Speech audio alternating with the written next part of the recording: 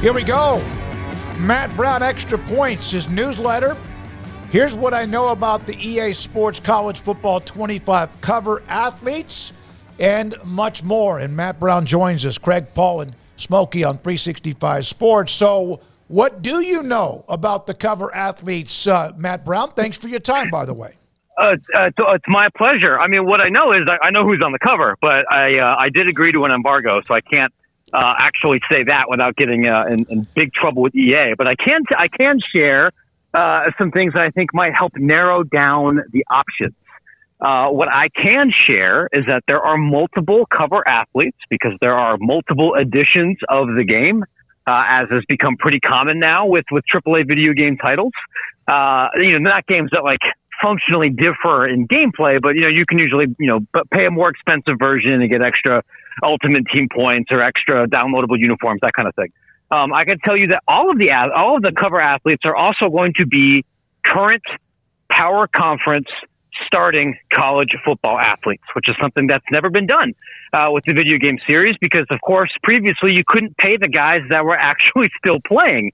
Historically, the cover athlete was somebody whose eligibility had been completed. All three or four, or the several athletes here are going to be, current, guys who are coming into this year. And they're also all different positions. So you're not going to have 3, 4, 5 quarterbacks. There's going to be one quarterback. And then there'll be different position groups from across some of these other major conferences. So, you have something to look forward to here for some big names coming into this season, gracing the cover of the video game. Matt, I think, and you don't know this, most people don't, I think I am responsible personally for EA Sports really hitting this embargo hard because when RG3 was on the cover, I got a tip that he was on the cover and ran with it, and nobody told me not to embargo it, and they got really mad at me for about 24 hours. And then we worked everything out, but no one told me, so I broke that story nationally. They were PO'd, so I might be responsible for that embargo. Yeah, I did not know that. I remember when I reached out to their comms team after I'd gotten this confirmed from 4 other people, some at the company, some in the industry, and was like, hey, kind of give you a heads up. Do you have any comment? I'm going to run this. And like, if you do this, if you get out this far ahead of our official release, we are never going to pick up your calls again. You're going to be dead to us. I'm like, okay. Let's figure something out here because they spent a lot of money into the cover release and the marketing push behind this. They want to do it on their terms. I would look and say, hey, listen, you're the leading story now and on social media and in sports radio for half the country. I mean, you're welcome, but we'll see what they end up saying. Matt, how much of just a groundswell of interest have you felt in covering this story from basically the moment we found out that the video game was coming back? Yeah, it's been this kind of surreal thing, right? Because video games aren't my bread and butter beat. I write mostly about money and about legal issues and realignment and all this back end stuff. And a lot of that's very popular with, really inside baseball kind of people. I have a lot of athletic directors and commissioners that read my newsletter. But then when you write about the video game, which I got into from, covering the licensing world, that's every fan cares very deeply about this. So I have thousands of readers, I think, at this point, who don't care about anything else I write other than this game. And for them, I'm happy to serve that need. I love video games too. I hope many of them stick around and read other things that I produce, and maybe they learn something and find something else that interests them. Matt, there's a lot more to get to, including what you have in your newsletter. But I saw you are. Is that right? The general manager of the Atlanta Falcons? Yeah, people forget this, but I do moonlight, in the NFL front office world, and it seems like social media wasn't super excited about my first round draft pick. No, I think Penix will do great. No, I felt bad. I feel like I have a lot of Atlanta Falcons fans in my world, and that's just not a particularly well-run franchise. I hope it all works out for the best for them. All right, one other note. Today, the story about UAB, Trent Delfer, athletes org. We've seen what they're going on up in Dartmouth, and now with this. How is this kind of just a little story, or do you think this is much bigger of a story?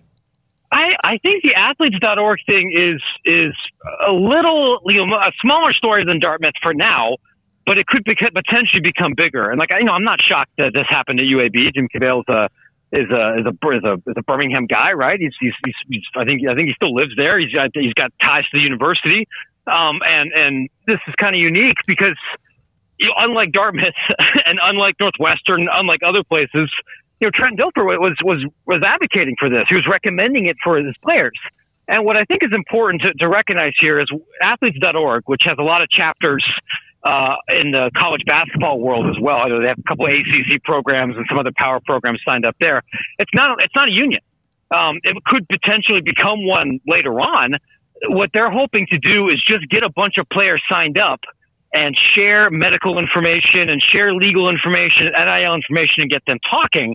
So then they have an organization that can negotiate or become a union or bargain whenever we get to that point. And that I actually think is very important because when the court system says revenue has to be shared with athletes or athletes are employees, there has to be somebody at the other side of the table to talk about revenue distribution. There has to be some kind of group that's there to represent the athletes. And that could be collectives. That could be a labor union. That could be this organization that the athletes.org is building. It could be something else. There's pluses and minuses to all of those. I think it's a super important story. And just for me personally, I think the most important thing is that the athletes themselves pick that group and that organization. It's one, I don't think it's fair for me, the 37-year-old guy with a wife and kids and mortgage and knee pain and doesn't have any skin in the game to tell people exactly what kind of organization they should be doing because the choice doesn't impact me. But it could, very significantly impact college athletes now. And I just hope that it isn't a lawyer or some third party or a coach or management pushing that choice on them, but that they decide what they want. And then whatever that is, that's great. That's what you hope for, I think, with these kind of organizations. Honestly, without organizations, how would they even negotiate future revenue sharing? Because it's not like you can just go to each individual athlete and ask them. That's impossible. And honestly, I think that's a really big risk from all of this here. Like my fear on behalf of college athletes. So let's say in a year or two, there's some major court changes here, and large groups of athletes are determined to be employees, or there's a settlement in the House case. Power conferences, decide that they're going to share some semblance of broadcast revenue or of other athletic department revenue with athletes, which is great. But you're right. Without an organization, my concern is that Greg Sankey might just pick somebody, right? Or the athletic directors will get together and they'll pick somebody. And if you have a labor negotiation, which is fundamentally what a lot of these things are here, and neither side is picked really responsive to the athletes, what's going to happen is the athletes are going to get screwed. And you might, maybe you have somebody who's well-meaning and is going to try, but without it being picked and supported by the athletes themselves, I think there's a real risk you end up with a deal that's worse than what you have right now, which is why I think it's very important, whether it's a union or a trade organization or just a group of people together like a collective or like what athletes.org is. I think it's very important for athletes to be talking with each other about what is important to them and what they should be pushing for, because I can't make that decision for them. Dennis Dodd can't make that decision for them or any other reporter or well-meaning activist. That's something that has to come from them because only they know what's most important to them in their lives right now. Matt, there was a story over the weekend. Penny Boone, who is the running back at Louisville, who entered the portal, looked like Kentucky was a match. Now he's at UCF visiting them. And there might have been this thing called progress towards a degree with transferable credits involved. Do you think a lot of people or even players sometimes forget that's still a part of the mix here and you just get bounced from one school to the next? Unquestionably. And I tweeted this. I deeply think this is part of the issue, is that not only do athletes forget, but their agents forget, because we have so many people that are representing college athletes now who are like 24 or who are new to the agent space. or they just don't understand how college works, right? Most big-time college football players and college basketball players, they're not majoring in astrophysics. They're not majoring in underwater marine biology, chemistry, right? A lot of them are business, sports management, comm majors, the kind of things that you're going to find at most schools. But even if you're transferring in-state, credits are not a one-to-one automatically transferable thing, especially if you're not taking full course loads during football season, or if you had some remedial coursework coming in. The more that you transfer, the harder it is to not only be academically eligible, that fall, but to be progressing towards finishing a degree in 4 or 5 years. And the more schools that you play for, the harder it is to get admitted anywhere else, and the harder it is to end up actually getting a degree. There's going to be some places, and I don't mean this pejoratively, just a reflection of what kind of school they are, where it's going to be a little bit easier to get admitted if you're on your third or fourth school. A place like Marshall, I think, would be an example there, and that's kind of the role that they've played historically. And, a place like Michigan or Stanford or North Carolina is going to be harder. But as playing for 3 or 4 schools becomes more and more common, that's going to be a real challenge. And they're going to find more stories of athletes where the collective's on board and the coach is on board and the athlete's on board and the admissions department says no, because none of your credits line up. And that's something that I think people close to athletes really need to consider if you want to hit the transfer portal after a little adversity, or you want to maximize, your cash after that first year. Because every time you change schools, there's some significant opportunity costs, and academics would be one of those. Matt Brown, publisher of Extra Points, with us, and has joined us many times. It's always an enlightening segment with us on a lot of things college athletics. What do you make of the just spinning revolving door of people coming in and out of Colorado? It's a really good question, right? And I've been trying to think about this because I suspect that Colorado made some roster management decisions with the assumption that people would not be able to as easily leave as they were when they joined. And then once NCAA transfer, legislation became even more liberalized after they lost the court case, I think you had a lot of players who realized, hey, actually coming here was pretty hard. Or maybe I don't love this culture, and it was just as easy for me to kind of come in as it will be for me to leave. And I think this coaching staff probably pushed a couple of those players.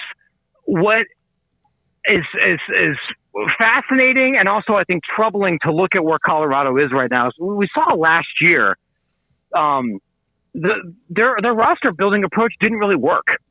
And I think one of the biggest reasons why it didn't work is there's just not enough high-level offensive and defensive line talent typically in the transfer portal to build your roster exclusively or almost exclusively, from that area. You can get skill position talent there, but you need continuity, and there's generally not enough really high-level conference guys in that group. And now they're trying to do that again. The history, such as it is in this short world here, doesn't really make you think that Colorado will suddenly hit a switch and win 9-10 games next year. Like, the problem with that roster before is that they were built like a really good 7-on-7 team. And I don't know if they've gotten that much better right now. My takeaway here is I don't think you can build a championship team by basically deciding not to recruit high school kids, which is what Deion Sanders and what Colorado is doing right now. It's interesting for us because nobody else is doing it that way. But there's a reason nobody else is doing it that way. It's that it doesn't really work. You mentioned continuity, and I've had many coaches tell me the offensive line, you could plug somebody here, plug somebody there, but those guys have to be around each other from the offseason, weight room, pushing weights on a field, whatever, that's really one position, and they have to have some unbelievable chemistry, camaraderie, and continuity. I never thought of it that way till you brought that back up again. Yeah, and that's something that I don't think I really appreciated until I got on this beat too and began to have some of those same kind of conversations because, building a really good offense isn't like to kind of take this full circle like a video game where you just plug in the biggest numbers you can on the spreadsheet.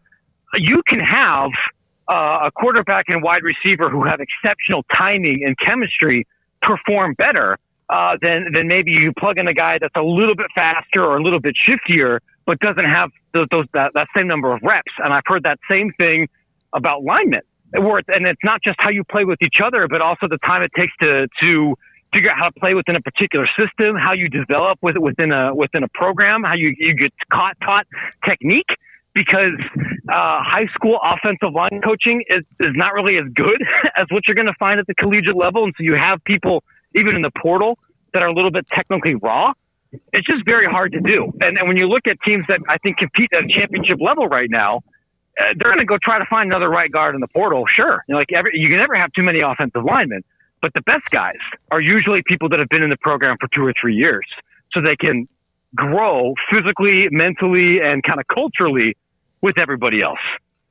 Matt Brown with us, and I know you saw this article, the Max Olson article about what happened and where are all of the 50-plus guys that used to be at Colorado until Dion arrived. You've been busy most of the day, but if you haven't read it, it's just tremendous, the background that he did on that. It's a great story, and I think it's a really important reminder that coaching is still a relationships and people business. And the athletes that we talk about and we write about and we obsess over are not just, guys on a spreadsheet with 3 or 2 or 3 or 4 or 5 stars next to them, but they're teenagers or they're 20-year-olds and they're human beings. They have hopes and desires and feelings.